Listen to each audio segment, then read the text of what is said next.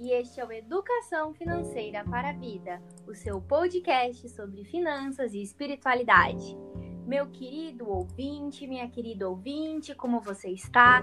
Eu espero que a sua semana tenha sido muito incrível, como foi a nossa aqui com a economia de Francisco. E antes da gente falar um pouquinho do que aconteceu e vocês saberem qual é o tema do podcast, eu vou chamar o membro permanente mais amado do Brasil, Augusto Martins. Olá, querido e querida ouvinte. Bom dia, boa tarde, boa noite ou boa madrugada. Se você está dirigindo, por favor, tome cuidado. Use o cinto de segurança. Passe o álcool em gel, use máscara quando sair. E se você está lavando louça, não deixe cair os talheres, os pratos e os copos. Se você está trabalhando, muito obrigado por nos acolher no seu trabalho, na sua casa. Este é o seu Educação Financeira para a Vida, o seu podcast. Muito obrigado pela audição. Estar mais, um momento aqui conosco. Galera, é o seguinte, como a gente já falou infinitas vezes, 19, 20 e 21, nós tivemos a economia de Francisco, que já é uma realidade.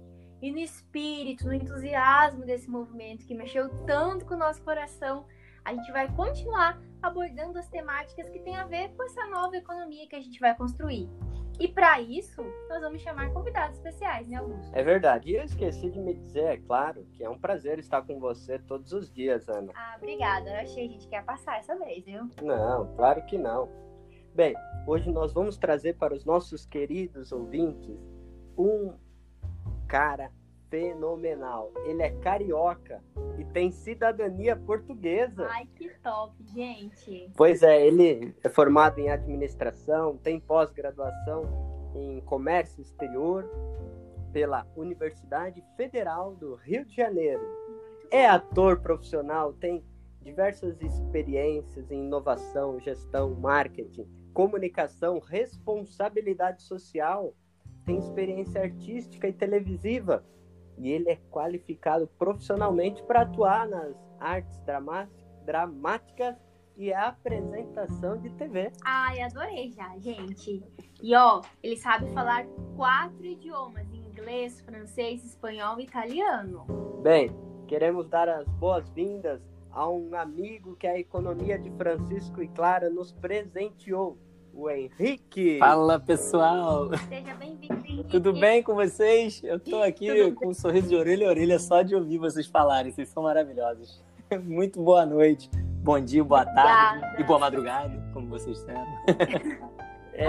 Pois é, a gente está extremamente feliz por você ter aceitado esse convite, fazer esse bate-papo. Os nossos queridos ouvintes, eles querem saber essa repercussão desse encontro maravilhoso com o Papa Francisco e pessoas do mundo inteiro, jovens, nessa articulação bonita. Então trouxemos você aqui, Henrique, para você falar um pouquinho, sobre a tua história de vida, sobre os teus projetos, falar também de como você experimentou esta economia de Francisco. Claro, vai ser um prazer, né? A gente acabou a economia de Francisco nesses últimos dias e tá todo mundo exausto, mas com aquela dor no corpo que a gente sente prazer de estar sentindo, né? Porque foi maravilhoso, né? Vocês estão aqui para não me deixar mentir. Foi uma experiência mais do que internacional, uma experiência de unificação, né? Todo mundo em prol de um mesmo objetivo, que é transformar essa nossa economia, que é tão exclusiva, passar a transformá-la em algo tão inclusivo, né? E é um prazerzão estar aqui, especialmente dizendo, né? O Augusto foi o meu primeiro, vamos botar assim entre aspas, o meu primeiro padrinho aí dentro dessa caminhada ao longo de 2020 na economia de Francisco. O cara que me recebeu e me explicou muita coisa. Eu, enfim, já cheguei um pouco atrasado na economia de Francisco, mas acho que foi a grande cereja do bolo de 2020, tanto profissional quanto pessoalmente, né? Porque eu acho que a economia de Francisco, ela transforma a gente também, né? Não transforma só a nossa forma de lidar com o mundo e com o trabalho, né? ao longo das 12 vilas temáticas que a Economia de Francisco trouxe. Cada uma delas, justamente os temas, são de fundamental importância, não apenas para a economia, mas para uma nova realidade, né? A Economia de Francisco ela surge pelo Papa Francisco, mas em Assis, para trazer os ensinamentos que São Francisco, lá atrás, nos séculos 12 e 13, sem saber, muitas vezes, estava iniciando, né, mostrando para o mundo uma outra forma de ver os nossos irmãos e de tratar a criação, né, de tratar o acolhimento e trazer todo mundo para caminhar junto em prol do desenvolvimento coletivo. E aí é um prazer aqui, para mim é uma honra poder falar com vocês. Henrique, a gente que fica honrado, fica muito feliz com a sua presença. E, nossa, sobre a Economia de Francisco, esses 3 dias foram incríveis. Eu falei aqui para Augusto que parecia que a gente estava vivendo assim um universo paralelo. Tá o clima, né, do evento, que mesmo à distância, né, mesmo sendo online, a gente se sentiu como se estivesse lá em Assis e como se a gente já tivesse se encontrado pessoalmente. Cada rosto que aparecia do Brasil e de diversos lugares do mundo foi incrível, muito, né?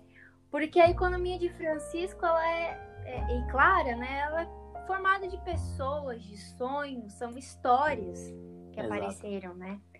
E o Papa Francisco, quando foi discursar no último dia, ele fala que ele deseja muito que a gente viva essa Economia de Francisco como uma comunidade de juventude, de homens, de mulheres que atuam na construção de uma economia que seja mais justa, mais solidária e principalmente mais humana, onde nós colocamos a vida no centro do sistema, né? E não a vida a serviço dele. Isso é algo que a gente sempre tem que reforçar e sempre tem que falar, né, Lúcio? Isso, e também para os nossos amigos e amigas ouvintes, a Economia de Francisco ela é feita de histórias, de pessoas, de sonhos. E nós trouxemos o Henrique justamente para isso, para a gente fazer um bate-papo e aos poucos vocês vão conhecendo esses rostinhos e as suas histórias, as suas ações. Mas, retomando ao que a Ana falou do Papa Francisco, ele disse assim: o encontro virtual não é um ponto de chegada, mas é um ponto de partida para pegarmos um forte impulso e viver essa Economia de Francisco como uma vocação, como uma cultura e como um pacto. Bem, partindo dessa compreensão de vocação, Henrique, eu gostaria de perguntar assim, um pouquinho da sua história, da sua trajetória de vida e como que você responde a esse chamado do Papa Francisco, né? Certo. Bom, eu acho que como todos nós, né, que estamos aqui, os nossos queridos ouvintes, todos temos muita história para contar, né? A gente passa por muitas coisas na vida, muitas coisas boas e muitas coisas não tão boas, mas todas elas são aprendizado. E eu acredito que tudo que eu passei permitiu que eu desenhasse um caminho que lá atrás, quando eu ainda estava bastante perdido, eu ouvi uma vez do meu coach na época, eu meio moleque ainda, com 20 e pouquinhos, eu ouvi do meu coach uma coisa, ele me mostrou uma palestra do Steve Jobs, quando ele dizia que a vida era sobre connecting the dots, conectar os pontos, né? E que só a partir de um determinado ponto da nossa vida a gente ia conseguir ver isso. E eu me perguntava aquilo por mais de uma década. Meu Deus, quando que eu vou ver isso? Quando que eu vou ver isso? E eu agora consigo começar a enxergar todos esses pontos que às vezes pareciam diametralmente opostos, e vocês vão entender quando eu contar minha história, bem breve, porque senão a gente vai ficar aqui por muitas horas.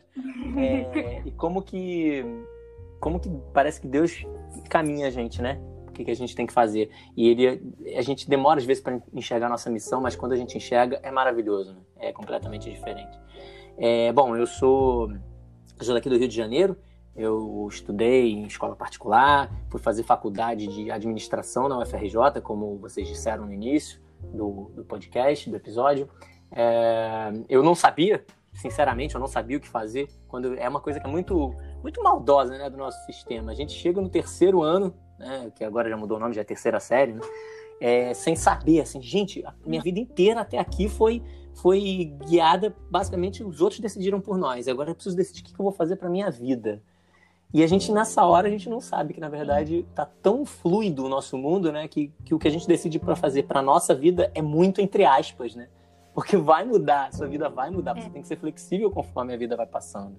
E, enfim, eu acabei de fazer administração na UFRJ, que eu queria, porque queria passar para uma universidade pública. Fiz num lugar maravilhoso, que é ali na Urca. Né? Quem conhece o Rio de Janeiro sabe que a Urca é um bairro tão bonito. Eu fui estudar ali, gostei pra caramba, mas eu sentia que aquilo não era pra mim. Eu gostava muito das pessoas, eu tava aprendendo bastante, mas eu sentia, gente, eu não sei, não é bem isso que eu quero. Mas eu não sabia o que eu queria. Né? É muito curioso, você sabe que você não quer. Aí dizem que isso já é um ponto de partida. Mas e daí? Pra onde você vai a partir daí? Enfim, eu sempre tive uma conexão muito forte com a comunicação, com a articulação entre as pessoas, com a receptividade e com a criação de laços, né? Porque o afeto, você acessar a outra pessoa, é uma coisa que cada vez menos você enxerga no mundo e vai ser cada vez mais necessário. Né? A gente vê que os trabalhos, né, estão mudando, muitas profissões vão deixar de existir, mas uma coisa que a máquina nunca vai substituir é a empatia, é o acesso ao próximo. E isso, graças a Deus, pude desenvolver ao longo da minha vida. E, enfim, eu sempre tentei pautar toda a minha trajetória pessoal e profissional em cima disso. E aí eu começou estágio, né? Fui estagiar em empresa pública. Depois eu fui trabalhar não sei se a gente pode dizer aqui nomes de empresas, mas enfim, fui trabalhar numa empresa grande, no setor de cosméticos. Depois fui trabalhar numa empresa grande, no setor de telecomunicações. E aí aquela coisa, né? Você começa a ficar atolado pela vida, mas você sente que aquilo não é pra você. Enfim, aí chegou um ponto que eu resolvi fazer uma primeira virada de chave e fui trabalhar com educação. Fui trabalhar no Senac do Rio de Janeiro. Fui trainee lá. E aí fui trabalhar primeiro com responsabilidade social, depois fui parar no marketing. Aprendi muito lá dentro, porque eu sentia que precisava... Eu acho que quase todo mundo que deve estar ouvindo a gente já deve ter passado por isso em algum momento. Né? A gente sente que tem um momento que a gente precisa dar um retorno para a sociedade. Não adianta só a gente trabalhar para que a empresa enriqueça. Gente, e aí? E a diferença lá no ponto no final da cadeia. E a educação é isso, né? A educação é o nosso bem mais precioso e que é tão desleixado aí pelos nossos governantes, mas já são outros 500. E aí eu trabalhei lá por um tempo, até o momento que eu tive que fazer minha segunda virada de chave e fui correr atrás de um dos meus sonhos, que era a atuação. É importante dizer que aí eu já havia feito a minha pós-graduação também em comércio exterior, já havia trabalhado como coordenador de marketing em algumas empresas, mas eu falei assim, gente, eu preciso aproveitar que eu ainda tenho energia para ir fazer a minha arte, né, colocar o que eu em tese havia de mais pulsante para o mundo. E aí eu fui fazer, me formei como ator profissionalizante, né, de atuação. Depois fui para a área de apresentação televisiva, fiz alguns programas pilotos, que inclusive, enfim, algumas grandes redes aí deram uma olhada e tal. Eu fui convocado para trabalhar com um projeto bem grande de teatro dentro da maior rede de emissora, a maior emissora aqui do Brasil, né? E foi muito legal, assim, foi uma experiência muito bacana. E até um ponto que eu cheguei, que eu vi que assim, gente, beleza, fiz tudo, fui feliz com muita coisa, mas e aí? A gente tá ali nos 30 anos, agora eu preciso começar a fazer dinheiro. E aí, agora eu vou fazer um parênteses bem curto, porque tem uma conexão muito grande com o que a gente discutiu dentro da economia de Francisco, e especialmente dentro de uma das vilas que eu estava, que era Vocação e Lucro. Como conciliar a vocação com o lucro? E aí vocês vão entender por que eu fui parar depois na Vocação e Lucro. E então eu tive que voltar a trabalhar com uma área de gestão.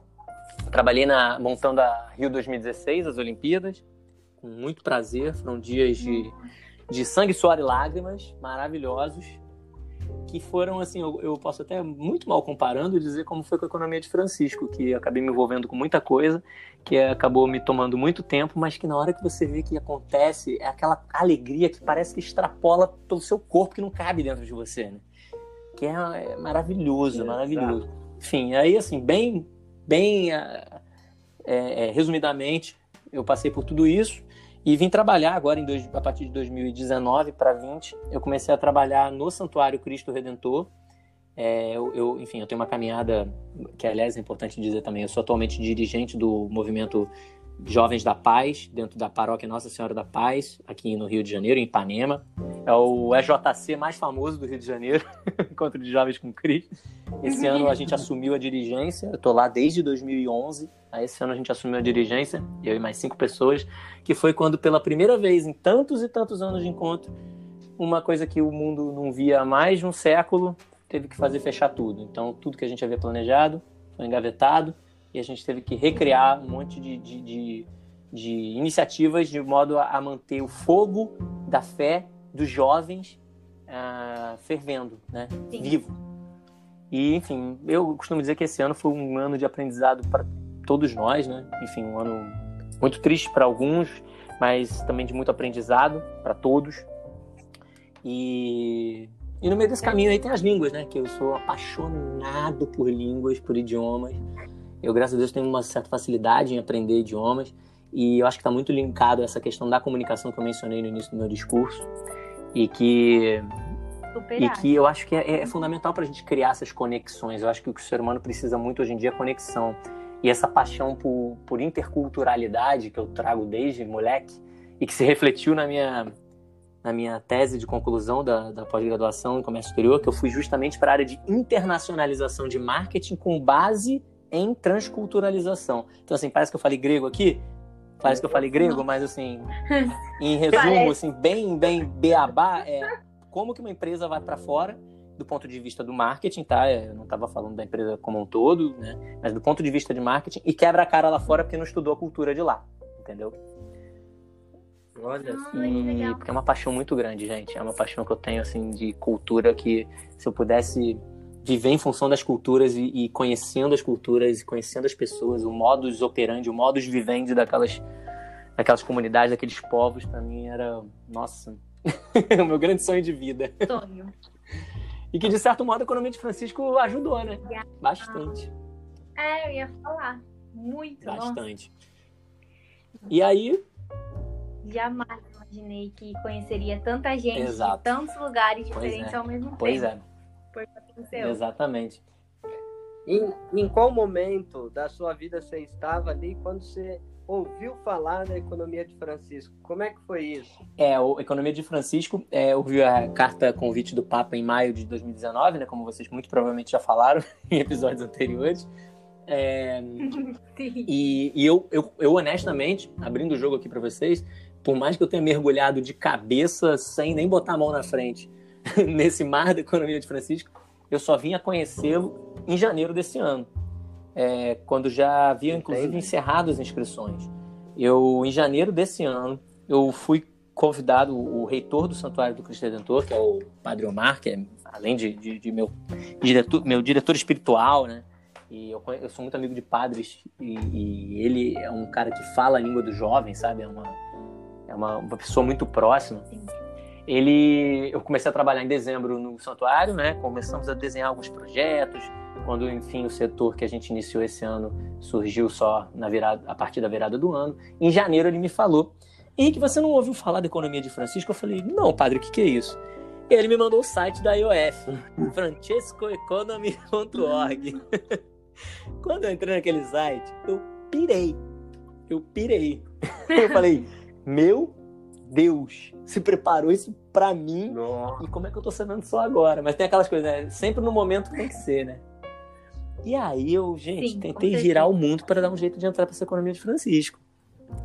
Isso porque era janeiro, né, gente? E março seria o encontro.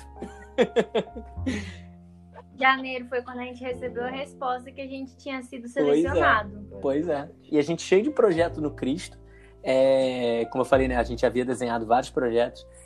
Eu submeti esses projetos através da Arquidiocese do Rio de Janeiro, implorando uma vaga para o Comitê Central. Escrevi a carta em italiano lá para eles, implorando uma vaga. E, enfim, por bênção de Deus, apareceu uma vaga. E aí começa uma história interessante da economia de Francisco, que o Augusto já conhece, mas eu não sei se a Ana conhece, mas agora o ouvinte vai conhecer. Por que o Henrique é louco e começou a trabalhar com 500 vilas diferentes e com 500... o garoto Transvillage, né? Que estavam falando aí, que vocês falaram. Intervilas. Transvillage, man. Como que isso aconteceu? É que foi mais interessante, porque como eu entrei atrasado, e aí, como eu citei no início desse episódio, né, que o Augusto foi meu padrinho ali, porque ele me explicou muita coisa que eu caí de paraquedas. É aquela coisa, implorei que nem criança, por favor, me coloca pra dentro. E aí quando eu entrei, e agora? Abrindo um parênteses, uma pessoa da minha vila, chamada Georgia, me passou o contato do Henrique e vice-versa. Foi isso mesmo. E nós ficamos aí numa ligação de 3 horas, quase 2h30, e a gente ficou num bate-papo e eu acolhendo ele e direcionando um coração juvenil ardente de Foi muito legal. Chegou em casa com... Aí eu sinto que eu conheço o Augusto já há uns 500 anos, por conta, aliás, é o que a gente sente com um monte de gente dessa economia de Francisco, né?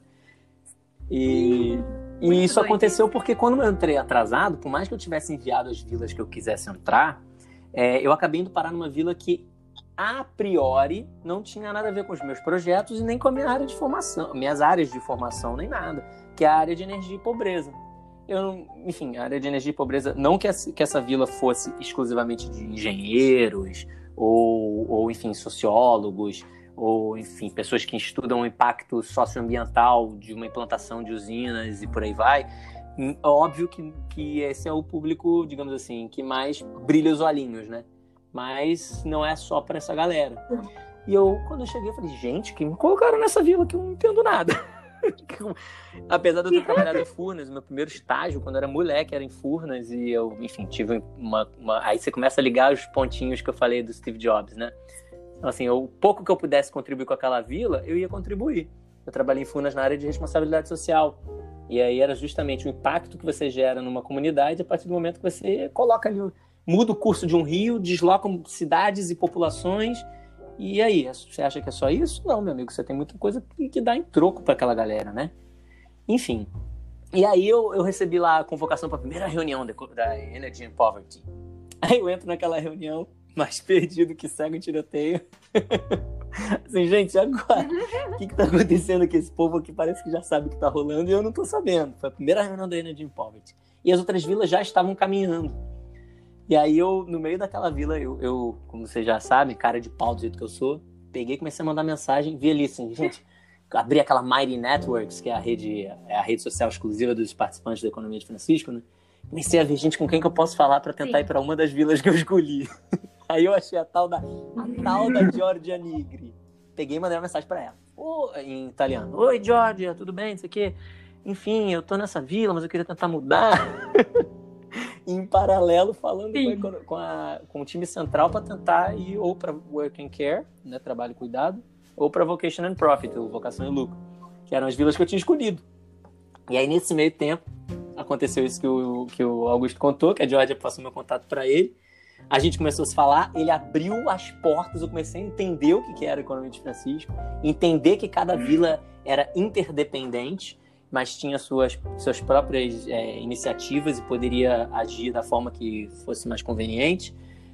A estrutura interna. Sim. E o chato do Henrique, que sempre vai procurar o time central, né? Eu sempre tento deixar... Eu tenho um princípio na minha vida que eu digo que eu sempre tento deixar as portas abertas onde a gente passa. Por conta dessa questão da gente, né? Sim. A gente tem que estar sempre junto das pessoas, criar conexões. E aí, acabou que eu comecei a falar tanto com o pessoal do time central, que eu acabei me envolvendo em coisas até que tinham a ver com o time central, né? E daí, enfim, gente, para encurtar a história, comecei a me engajar com o Work and Care, com o trabalho e cuidado. Acabou que eu recebi um e-mail do chefe da vila da Vocação e Lucro me chamando para lá, eu fiquei feliz pra caramba. E eu tenho uma coisa que eu não consigo largar as coisas que eu começo. E por isso que eu comecei a ficar em 3 vilas e trabalhar intervilas. Então, assim, fiquei na sessão de webinar da Energia e Pobreza, não larguei nunca eles.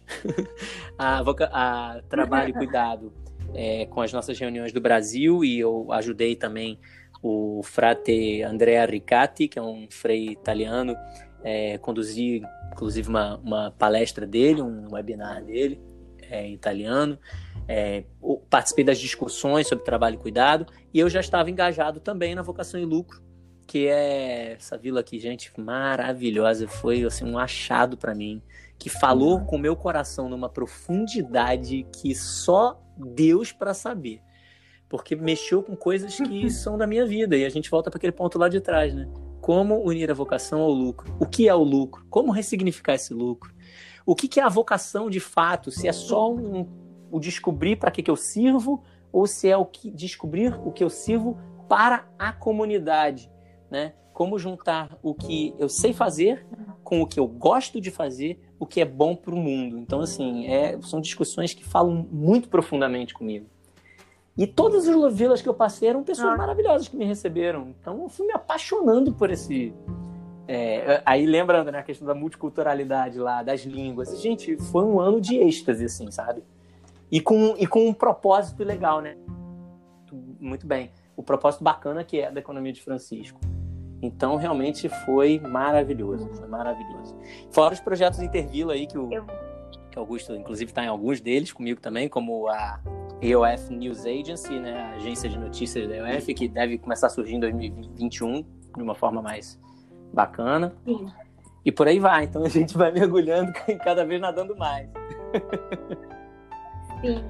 Nossa, eu confesso que eu tinha muita curiosidade de saber como é que você ficou esse cara interdisciplinar aí das vilas, e agora eu entendi toda a história e como os pontos estão interligados. E, Henrique, eu queria saber um pouquinho mais, já que você está em tantas vilas, você pode falar para nós, para os nossos ouvintes, né? Uma síntese do que vocês refletiram nessas vilas, né? E os trabalhos que vocês fizeram lá, enfim, um resuminho, assim, do que vocês pensam em cada uma dessas vilas que você falou que você trabalha. Com certeza. Inclusive, acabou, só para concluir uma coisa que eu acabei de lembrar, um dos trabalhos que a gente fez com o time central, que é justamente a parceria do Santuário, que eu acho que a gente vai falar mais para frente ainda, né, do Santuário do Cristo Redentor, com a EOF em si. E aí, vocês vão descobrir que é mais uma estrada em paralelo que foi rolando ao longo dessas últimas semanas e meses aí. Eu acho que realmente, assim, gente, longe de mim dizer que é mérito meu. Eu acho que isso é muito Deus abrindo caminhos pra gente, como a gente diz muito, né, na EOF, spread the word, né, tipo, espalhar a palavra, disseminar a palavra. Enfim, Sim. Com certeza. Eu sendo bem sintético aqui, pra gente não ficar muito tempo nesse ponto, até porque eu já mencionei muitos deles aqui nessa minha última fala, mas a energia e pobreza, ela tratou muito... Eu não quero... Gente, vocês me dão licença de eu não falar no passado, eu quero falar no presente, porque a economia de Francisco, como vocês já disseram, acabou de começar, né? Então, eu não quero nem usar o passado, porque é uma coisa que vai... como é que eles botam no site? Ongoing process, né? Processo contínuo, né? Então, Sim. A energia e pobreza, ela discute muito essa relação, né? De que, geralmente... Acho que eu não sei exatamente dizer agora para vocês a porcentagem, mas numa porcentagem altíssima, geralmente, a comunidade, o local onde produz a energia, é quem menos se beneficia dela e quem é menos desenvolvido, né? Evidentemente, em termos socioeconômicos e por aí vai. Então, é muito... gente, assim, se tiver alguém ouvindo da energia e pobreza, eu estou sendo extremamente sintético, tá? É lógico que a gente discute muito mais do que isso, então não me agridam. Mas... Então, o ponto central, exatamente. né? Inclusive, eu convido a quem quiser assistir no canal da Economia de Francisco, né, o canal internacional Francisco Economy, no YouTube. Todas as lives ficaram gravadas, tanto dos 3 dias quanto das maratonas. E dentro das maratonas, no momento que cada maratona apresenta, que cada vila apresenta os seus conceitos, a gente falou no vídeo da energia e pobreza muito disso. A gente apresentou números. A Mariana Reis e eu apresentamos números de como que é desigual essa relação entre a geração e o consumo da energia versus o desenvolvimento humano, né? Que é quase aquela relação de Pareto, né? 20-80, 80-20. É uma coisa muito desigual. Muitos locais ainda produzem fogo com combustíveis minerais e sequer energia chega para eles. E não há qualquer plano de desenvolvimento comunitário em termos de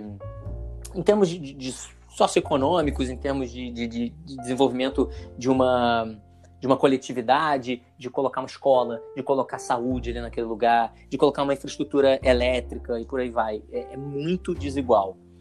E o Papa Francisco está muito preocupado com isso também. Senão não existiria essa vila, né? As matrizes energéticas pelo mundo são muito desiguais, muito, muito desiguais. Trabalho e cuidado, que aí eu vou ser mais sintético ainda, porque com certeza vocês já falaram disso aqui. Temos aqui o mestre Augusto para explicar. Então, a Trabalho e Cuidado trata muito dessa relação do quanto que o nosso trabalho é importante versus o cuidado. Então, assim, as relações de horas trabalhadas e de horas de lazer que são importantes para o trabalhador, a relação da discussão de que é o trabalho, qual a finalidade do trabalho, que o trabalho dignifica o homem, o trabalho de fato é um dom de Deus, mas como que esse trabalho pode ser mais do que simplesmente uma geração de um lucro, e sim um bem coletivo, né?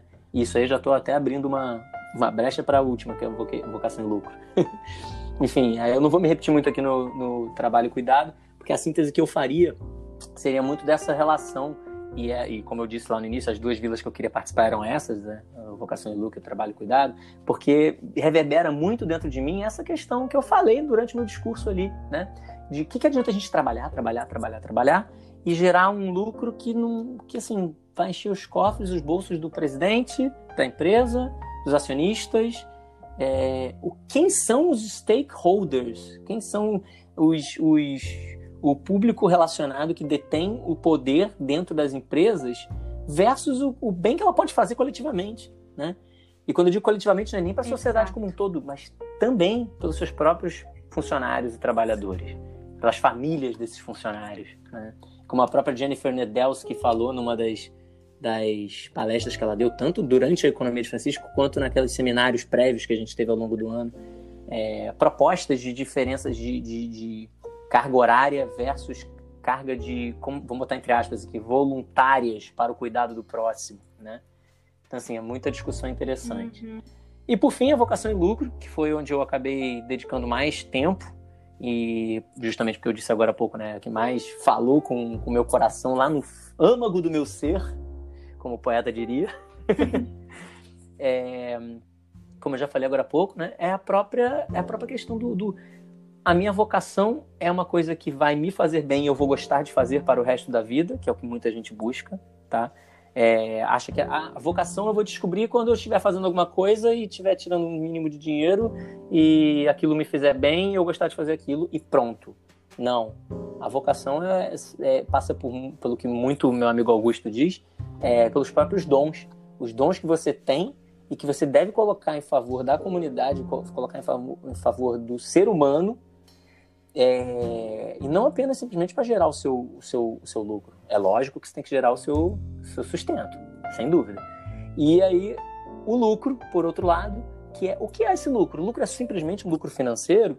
O lucro é simplesmente a maximização desse retorno em cima do meu trabalho? Ou o lucro é também uma possibilidade de eu levar, de eu direcionar para o bem comum, né? Para o bem coletivo, que o bem comum é uma expressão muito usada na Economia de Francisco, né?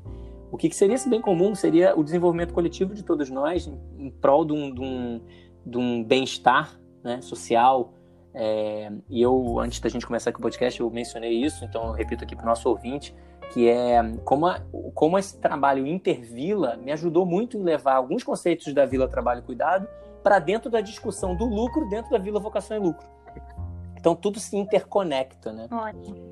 E é isso, assim, falo pra caramba, né? Nossa, eu confesso, assim, que durante os 3 dias de encontro, eu nunca tinha despertado, assim, algumas vilas eu tinha um interesse, mas eu me envolvi na Vila de Finanças e Humanidade, que é a minha, e eu sabia bastante da Working Care, né? O trabalho e cuidado por conta do Augusto estar presente nela. E tinha outras vilas que as temáticas me despertaram interesse. Em primeiro momento, a vocação e lucro não me despertou o interesse. Mas quando eu vi no encontro esse momento da Vila do Vocação e Lucro, nossa, minha cabeça deu um boom, assim. Falei, gente, olha a maneira como eles pensam o lucro. A gente não tá falando simplesmente de dinheiro, né? Cara, o lucro é um bem-estar que vai chegar a todos, como você mesmo citou. Aquilo me deu uma mudança de chave e eu fiquei, assim, muito mexida com essa vila.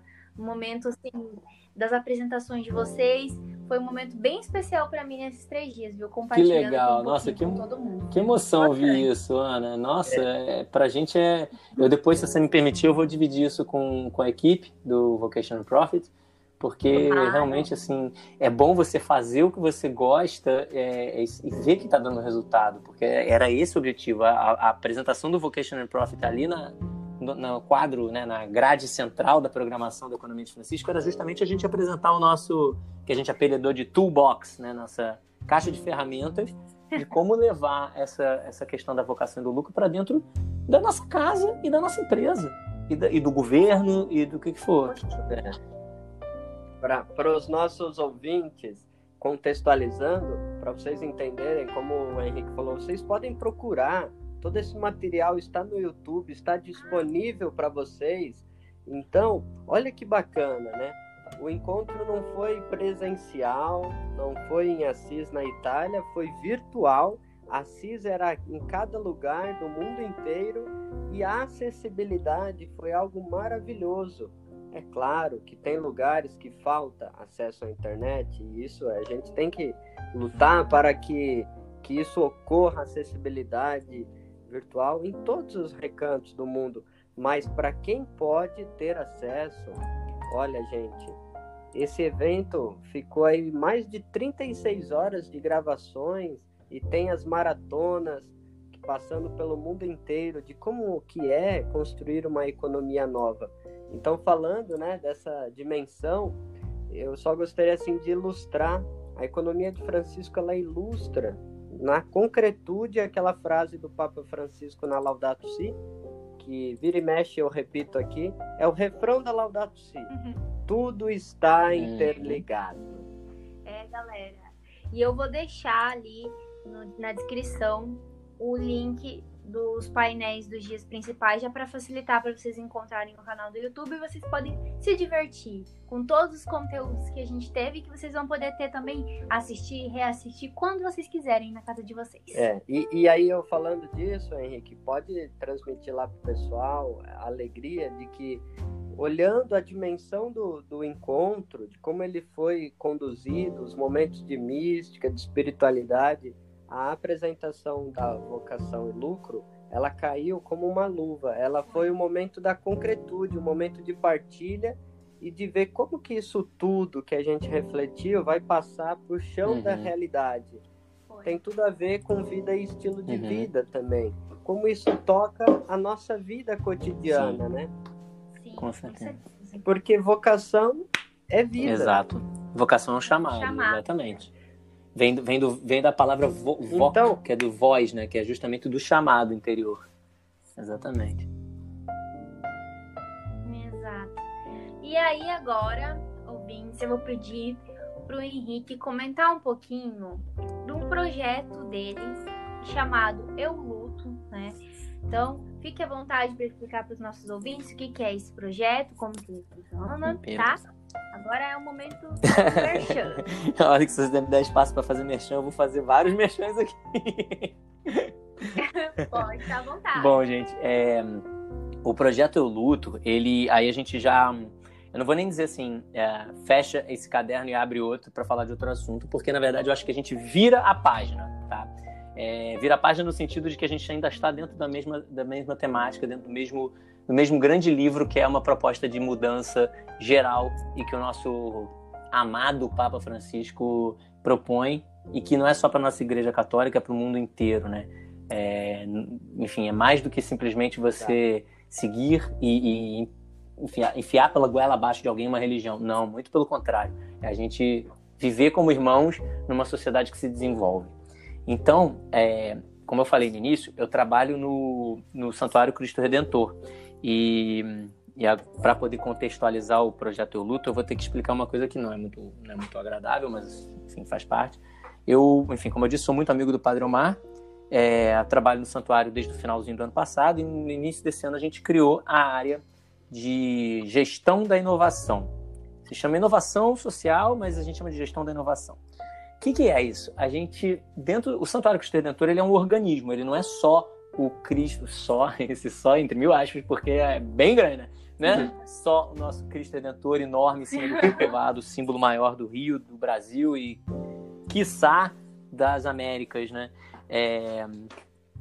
Inclusive, eu depois queria até falar da iluminação, porque me tocou de uma maneira incrível. Sim. Mas, enfim, eu comecei a trabalhar lá para tentar trazer, a convite do padre, novas óticas em cima de velhos conceitos, ou novos conceitos que rodam pelo mundo. Então, para contextualizar o projeto Eu Luto, eu preciso explicar o que é algumas das coisas que a gente desenvolve dentro do setor de inovação do Cristo Redentor.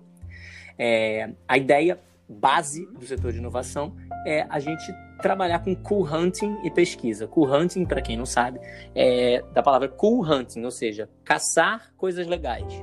Então, a gente ficar ligado no que há, enfim, iniciativas públicas ou privadas, não só no Brasil como no mundo, de coisas bacanas e novas que existem dentro da área social para você desenvolver pessoas, comunidades, enfim, nos mais diversos temas que a gente sabe aqui, são muitos temas que a gente pode desenvolver o ser humano. Então, a gente tem que estar ligado a tudo. Evidentemente, por aí passa muita coisa, como a utilização de ferramentas colaborativas, estar por dentro da área de tecnologia, enfim, conversar com as pessoas, ouvir muito podcast, estar por dentro, pesquisar, enfim, canais e por aí vai, né? Sites e por aí vai.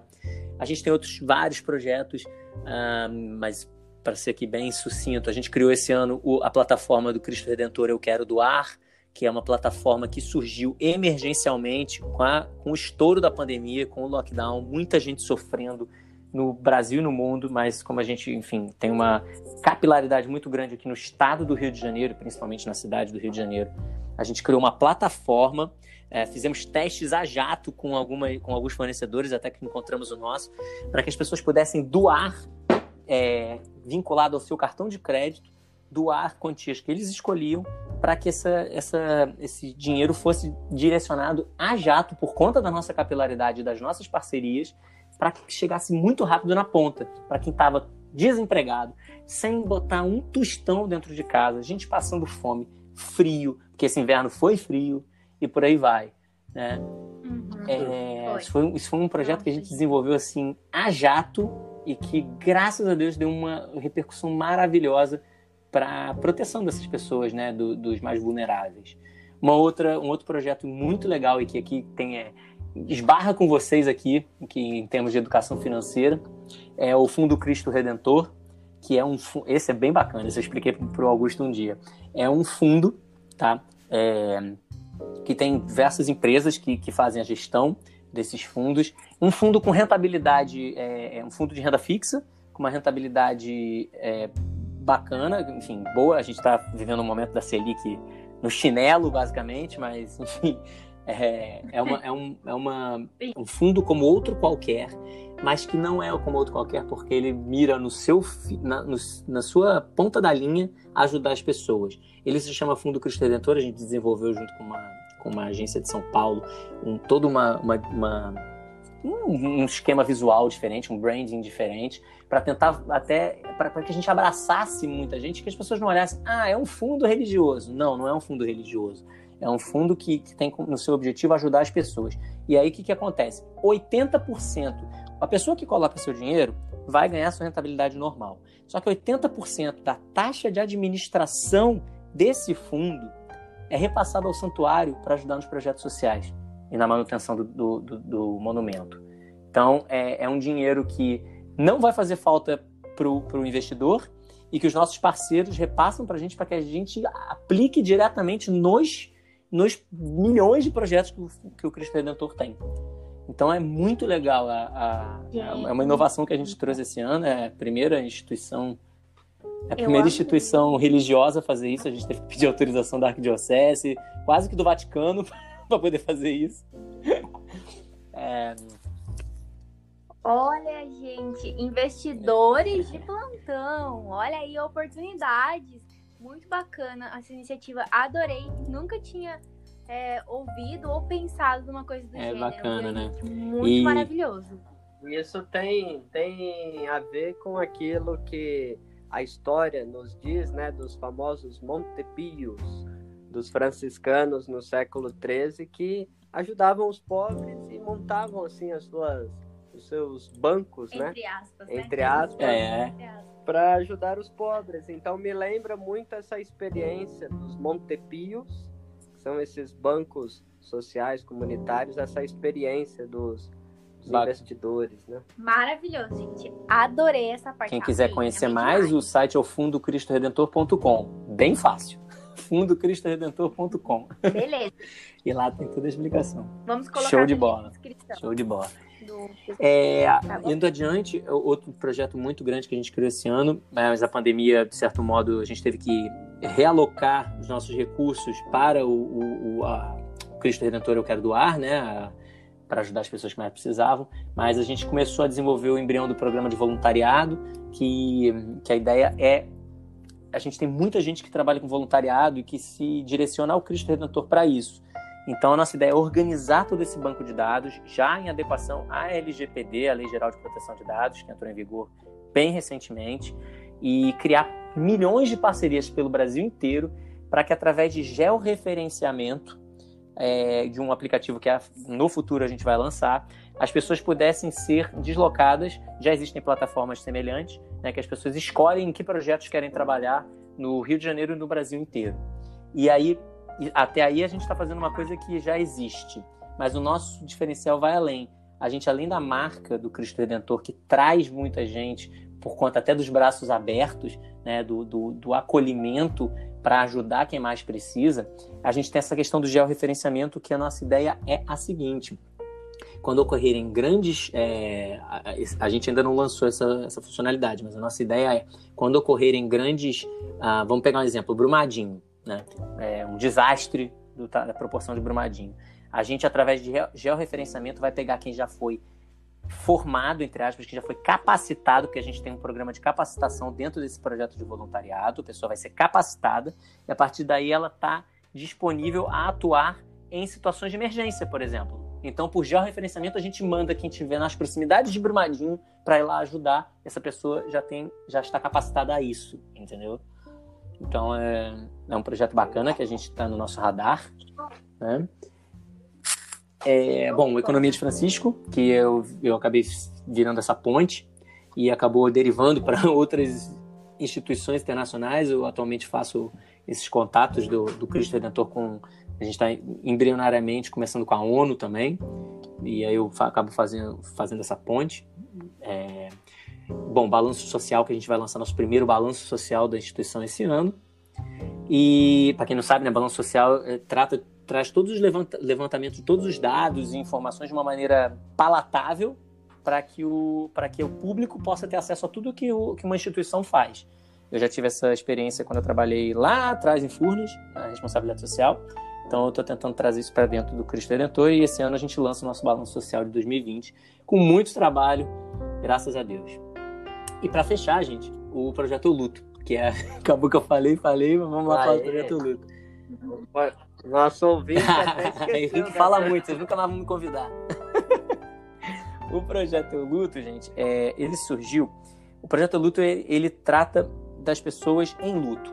Esse nome Eu Luto a gente traz por conta da pessoa... Não é ela lutar contra o luto, porque isso não é a intenção. Eu luto para continuar. Eu luto para viver. E aí vem a parte que eu disse lá atrás, eu acabei não dizendo, que é uma coisa muito triste, mas eu tenho que trazer aqui. Isso surgiu porque eu perdi meu irmão em 2016, e agora no dia 28 para 29, ou seja, daqui a exatamente uma semana, no final da semana que vem, completa-se 4 anos da partida do meu irmão. Meu irmão era repórter da Rede Globo e estava no voo da Chapecoense e faleceu naquela tragédia que comoveu o mundo inteiro. E, evidentemente, ninguém está preparado para perder alguém. Às vezes, eu acho que ninguém está preparado para perder alguém. A gente tenta se preparar quando uma pessoa já está doente, ou está muito idosa. a gente tenta se preparar, mas a gente nunca está preparado. Outra coisa é a gente perder alguém. Eu não gosto nem de usar a palavra perder, né? Porque perder a gente não sabe onde está. E nesse caso a gente sabe muito bem onde está, né? Tá com Deus. Mas meu irmão se foi de uma maneira totalmente inesperada. Eu dei um beijo nele num dia, no dia seguinte ele já não estava mais entre nós. Então, isso evidentemente mexeu demais com a minha família. E graças aos amigos, a minha família, que é bastante grande, muito unida, e graças principalmente a Deus, a gente consegue dar um passo a cada dia com muita dor no coração. Essa dor nunca vai passar, mas ensinou a gente muita coisa. E, mais uma vez, como eu disse lá atrás, não é só numa empresa que a gente quer dar um retorno para a sociedade, mas como vou transformar essa minha dor em alguma coisa que pode ajudar o próximo, né? E esse foi um insight que o próprio Padre Omar, que, como eu falei, é meu guia, né, dentro da religião católica, e que esteve muito junto de nós, ele me incentivou a desenvolver esse projeto. Na noite que aconteceu o acidente do meu irmão, a missa em homenagem ao meu irmão naquele mesmo dia foi organizada lá em cima, no topo do Corcovado, aos pés do Cristo Redentor. Só com a minha família, enfim, a imprensa que queria estar lá, porque foi uma coisa que chocou o mundo. E aquele dia chovia muito, gente. Chovia bastante. Tava um nevoeiro que você não via o Cristo Redentor. Até o momento que o Padre Omar soltou a seguinte frase: a nossa fé é exatamente isso. A gente olha para ali e não está vendo Cristo, mas a gente tem certeza que ele está ali. Então, no momento que a gente está totalmente desamparado, perdido, não sabe o que vai ser da nossa vida, a fé é isso, a gente saber que ele está ali com a gente, né? E, curiosamente, eu tenho uma tatuagem que eu fiz em homenagem ao meu irmão, com o Cristo Redentor. Quem diria que 3 anos e muitos meses depois, eu iria começar a trabalhar para o Cristo Redentor. Então, é uma conexão muito forte que eu tenho com o Cristo Redentor. Muito forte. Aí você percebe exatamente. Que eu tô ligando. Que bom que você falou, Augusto. É legal que as pessoas começam a ver que a gente tem que estar atento, que os sinais que a vida nos dá, ou, enfim, nossos ouvintes, independente do seu credo, que o Deus, que a energia nos dá, são muitas vezes claros. A gente aqui não quer ouvir, porque a gente está na pressa sempre, né? Você sabe que o lugar, falando a partir da teologia, a história é um lugar da revelação de Deus. Deus não age para além da história, mas é nesse embranhado de relações humanas, nesses encontros e desencontros, é ali que Deus age, é na história humana. Haja vista o princípio cristão da encarnação, desse Deus que se faz criança, menino, que aprende a falar, balbuciando, aprende a andar. Então a história é um lugar salvífico. Então a gente faz a experiência da salvação processual na história. E também nas nossas histórias humanas que a gente vai interpretando, ressignificando a revelação de Deus e a nossa própria vocação. Então, tá vendo? Você foi falando dos pontos e foi ligando, e o nosso ouvinte, nossa, que belo! E de repente você olha para a nossa própria história e vê, cara, isso também acontece comigo. Exatamente. É muita... E que história. E aí, bom, falando, enfim, do eu luto, eu acho que o ouvinte já deve ter entendido mais ou menos como é que a gente trata, mas deve estar com uma seguinte dúvida na cabeça. Bom, já existem muitos projetos, muitos movimentos que acolhem pessoas em luto, né? E graças a Deus, e que existam cada vez mais, né? Porque é algo que faz parte da vida. A morte faz parte da vida. E a única certeza que a gente tem na vida é que a gente vai morrer. E é muito difícil, porque é uma temática complicada e não palatável, uma temática que não desce, né, na nossa vida, né? Muitas sociedades pelo mundo tratam isso de uma maneira muito mais leve, mas a nossa sociedade ocidental ela é muito dura com relação a isso, né? É muito triste com relação a isso. Sim. Quando, na verdade, como já dizia São Paulo, o que eu mais quero, as cartas de São Paulo, o que eu mais quero é estar com Deus. Então, realmente, de nada adianta viver se você não tiver uma expectativa, uma esperança de que você vai se salvar, de que você vai estar num lugar muito melhor, né? Vai estar vivendo o real projeto de Deus pra gente, né? E através dessa ideia, né, que a gente desenvolve um trabalho, assim, não é focado exclusivamente, mas principiou-se através das mães. Existem vários projetos, enfim, vivi o luto com a minha família, vivo até hoje. A mãe e o pai sofrem muito.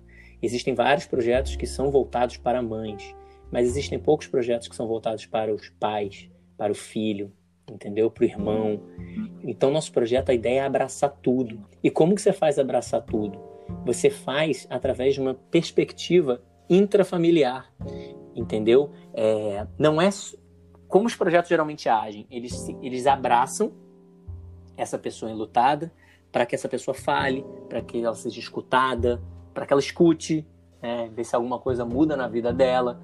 A nossa ideia é tentar trazer essa esperança, esse, até, ouso dizer, alegria dentro do seio familiar para fora. Então, atualmente sou basicamente eu, mas através de parcerias, conversar com as mães como um filho que está falando para a mãe. Porque eu ouvi muito da minha mãe dizer: filho, se não fosse por você, eu tinha desistido. Agora, como que essa responsabilidade é dentro das minhas costas? Gente, como assim, se não fosse por mim, eu tinha desistido? Porque Deus capacita, entende? Assim, eu não fiz nada, mas, como diz o próprio São Francisco, fazer-me instrumento de vossa paz. Então, assim, me usa. Tem uma música linda, né, que é aquela Sonda-me, Senhor. Aquela música é linda, porque justamente é aquilo que a gente quer. Eu quero ser tua ferramenta, então me usa, mesmo que eu não saiba o que eu estou fazendo, me usa. E a ideia é desenvolver isso, e aí para o ouvinte, né, é lógico que por ser do Cristo Redentor há uma temática religiosa, mas não, a gente de maneira alguma está se envolvendo somente com a questão religiosa. Ele é através do estabelecimento de estratégias, né, que englobam âmbitos de políticas públicas, orientação jurídica e apoio institucional, mediação de conflitos em torno do luto, busca de soluções, encaminhamento para atendimento externo. Isso tudo a gente, através de parcerias, cria o que a gente tanto, né, almeja, por exemplo, dentro da economia de Francisco, uma rede do bem. Então, como conectar uma mãe que perdeu... E aí eu vou trazer aqui o maior exemplo de todos, que é um dos nossos maiores parceiros. Todo mundo lembra daquela terrível chacina em 2011, no colégio aqui no Rio de Janeiro, lá em Realengo. Todo mundo lembra da chacina de Realengo. Sim. As Mães de Realengo, que é um grupo que até hoje se reúne, através da responsável, que é a Adriana Silveira, que é uma grande parceira nossa do Projeto Luto, ela ajudou, sentou eu, o padre, ela e minha mãe numa mesa, a gente começou a desenhar como que a gente podia ajudar as pessoas através desse âmbito intrafamiliar. Então, é uma mãe que lida com outras mães e que tem uma rede também, né, através desses vários grupos que tratam do luto. Então, a gente vai conhecendo, a gente vai trabalhando, a gente vai escutando, transformando para que essa galera vá para frente, né? As mães, os irmãos, os pais, e por aí vai, né? Os parentes, os amigos.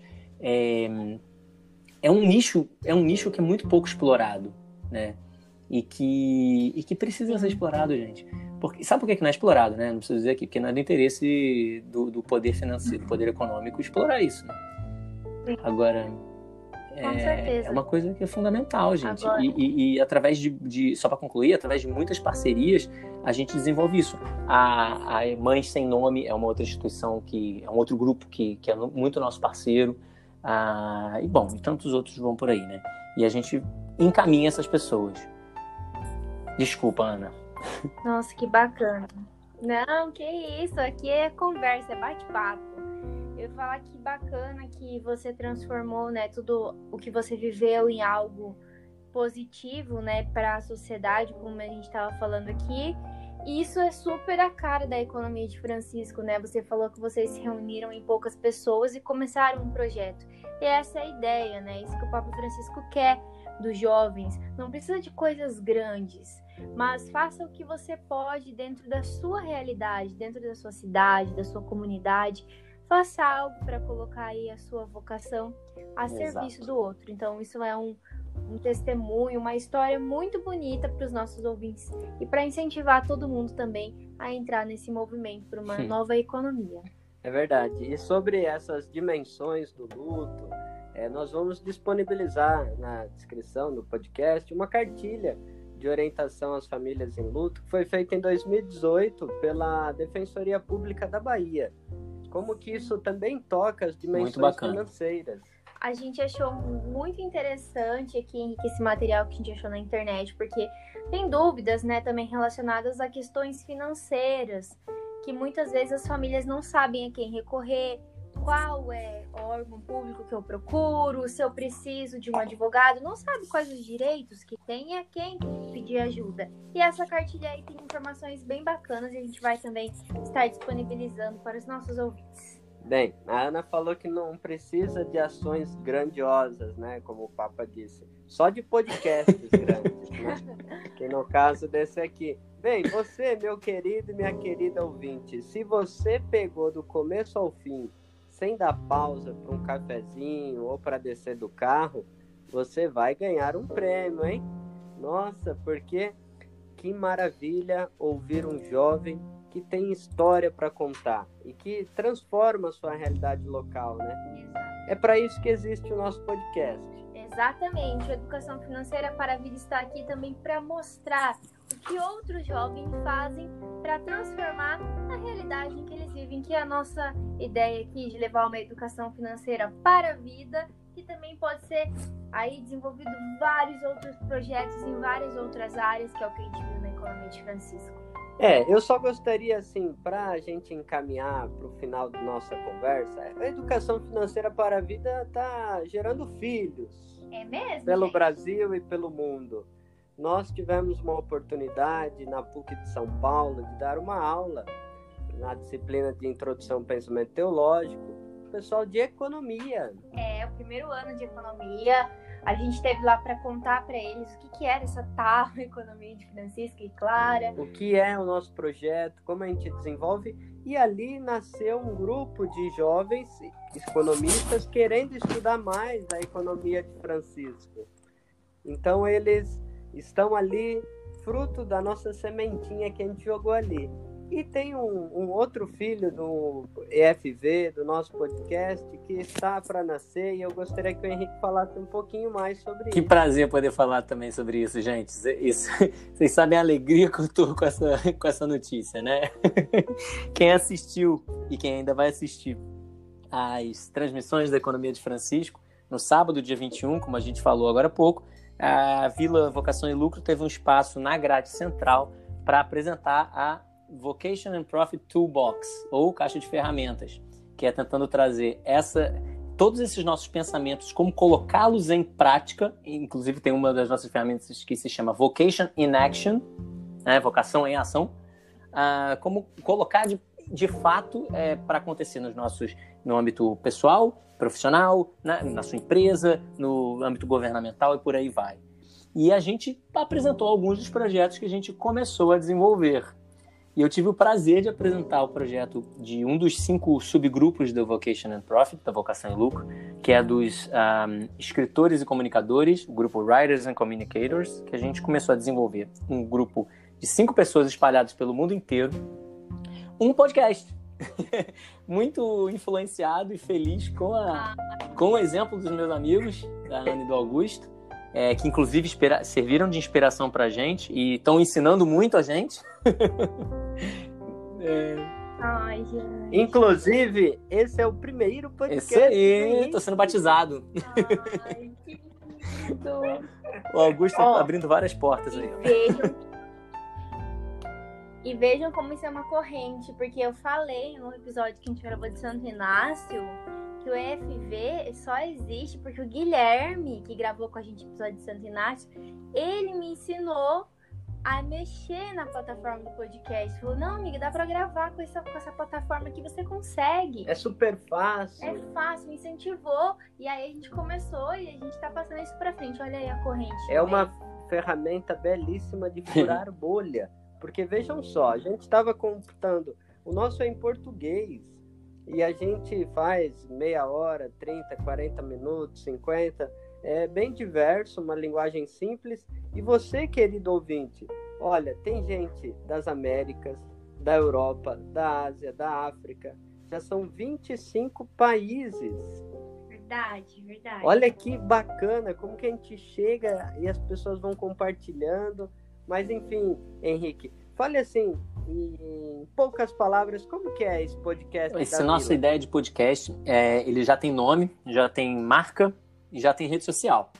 Quem quiser seguir, chama-se Profit Podcast no Instagram e no Facebook. Qualquer coisa eu peço aqui para vocês, se for possível, colocarem na descrição. Só que é podcast, Claro. porque a ideia é profit, que é lucro, podcast, que é uma brincadeira com a palavra podcast, só que podcast, porque quest é jornada, é desafio, é aventura em inglês, né? Então, assim, aventura pelo lucro. E aí é que vem o grande tchan do negócio, né? O lucro é uma palavra que chama a atenção. Ela, como a gente disse na apresentação, ela é catchy, ela puxa para si a atenção. E a gente quer mostrar para os nossos ouvintes no mundo inteiro que o lucro pode ser muito mais, e aí, um fruto da Vila Vocação e Lucro, como eu disse lá atrás, que o lucro pode ser muito mais do que o lucro financeiro. Ele tem que visar o bem comum, ele tem que visar o cuidado, ele tem que visar a integralidade do ser humano, ele tem que visar o desenvolvimento, sim, de empresas, lógico, mas mostrar exemplos das B Corps, nas empresas B, que inclusive no Brasil já existem. A gente vai utilizar alguns frameworks, né, algumas, como é que eu vou dizer assim, plataformas de desenvolvimento de negócios em cima do empreendedorismo consciente, né? Vamos fazer vários... a ideia é trazer muita gente que venha falar de suas experiências para incentivar os outros, encorajar os outros a buscar essa mudança. Porque justamente, gente, como o Papa diz, a gente que tem que dar o exemplo para nossa e para as futuras gerações. Por isso que ele tanto é envolvido com os jovens e a economia de Francisco é com os jovens. Então essa ideia, essa jornada pelo lucro, para ressignificá-lo, para colocar sua vocação em favor desse desenvolvimento da comunidade. E a nossa equipe, enfim, só para concluir, nossa equipe sou eu, daqui do Brasil, a Evelyn da Venezuela, o Vincent da Malásia, a Alessandra da Itália e a Ingrid de Costa Rica. É uma equipe totalmente espalhada pelo mundo. Amém. Por curiosidade, são os países que a gente tem: Malásia, Costa Rica, Singapura, Itália. E olha que orgulho que nos dá, uma alegria, enche o nosso coração de ver esse podcast crescendo e vai brilhar, vai ajudar muita gente a repensar o próprio negócio, a própria atuação. E eu só gostaria assim de fazer um comentário disso que você falou. A economia de Francisco é jovem. E como as coisas vão fazendo sentido, né? Nós acabamos de experimentar este evento no dia de ontem e hoje, enquanto Igreja Universal, né, no mundo inteiro, a gente celebrou a solenidade de Nosso Senhor Jesus Cristo, Rei do Universo. Exato. Por que eu trago essa temática? A economia de Francisco, ela é jovem, ela é leiga e ela tem uma ação fundamental das mulheres. Bem, nessa solenidade que a Igreja Católica celebra, o Cristo, Rei do Universo, o evangelho do tema de hoje é o juízo final. É o convite a se tornar amigo dos pobres. E o Papa Francisco, no dia de hoje, disse assim: nossas escolhas banais levam uma vida banal. Uma escolha por amor, pela felicidade, por coisas boas, dá sentido à vida. E ele convoca nós jovens para sonhar.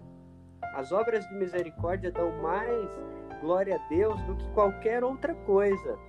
E ali em Mateus, no Evangelista, a gente vai ver a fome, o luto, a dimensão do cuidado. Então, olha que bonito como que as coisas vão se interligando, né? Os pontos. Esses pontos que o Henrique trouxe. A economia de Francisco hoje toma um novo percurso. Nós vamos continuar esse trabalho a partir dos pobres, em defesa dos pobres. E com eles. E o que caracteriza, né? Com eles.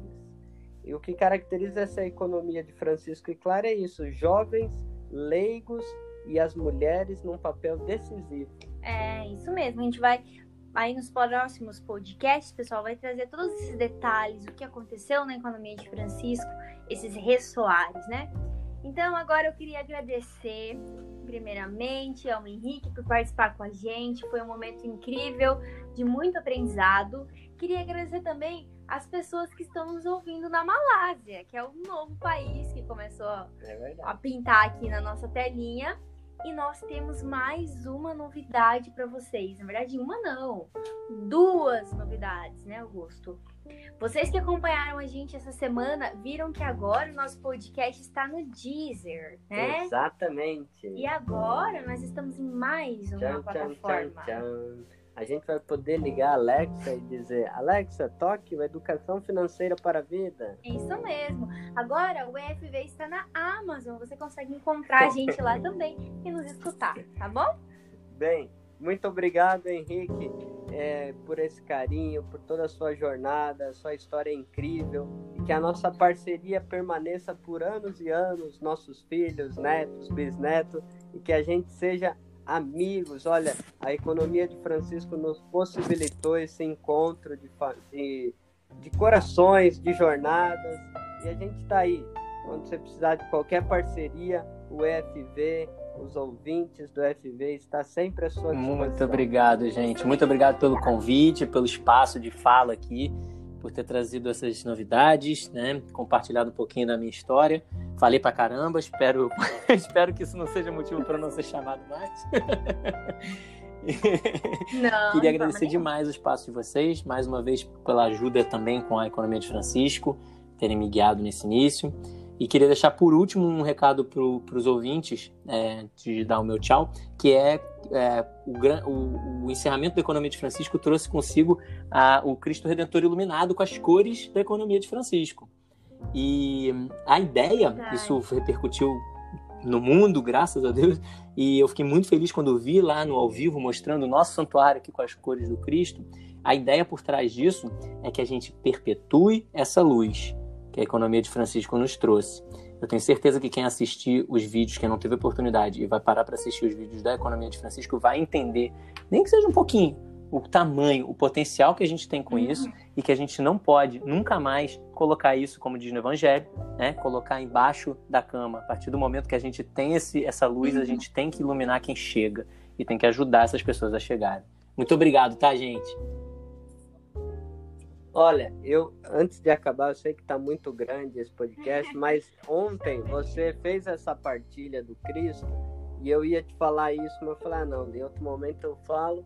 Mas quando você falou do manto e do Cristo iluminado, eu não poderia deixar de mencionar aqui o comentário do Bispo de Assis, quando ele diz que quando São Francisco se despiu, o Bispo deu o manto. O manto ele tem uma simbologia muito forte, né, na Bíblia. Tanto o deixar o manto ou receber o manto. Lembramos aqui de Elias, Eliseu, o seguimento a Jesus Cristo, enfim. A gente pode também fazer essa interpretação de que o Cristo, com seu manto, acolhe esses apelos dos jovens por uma nova economia, né?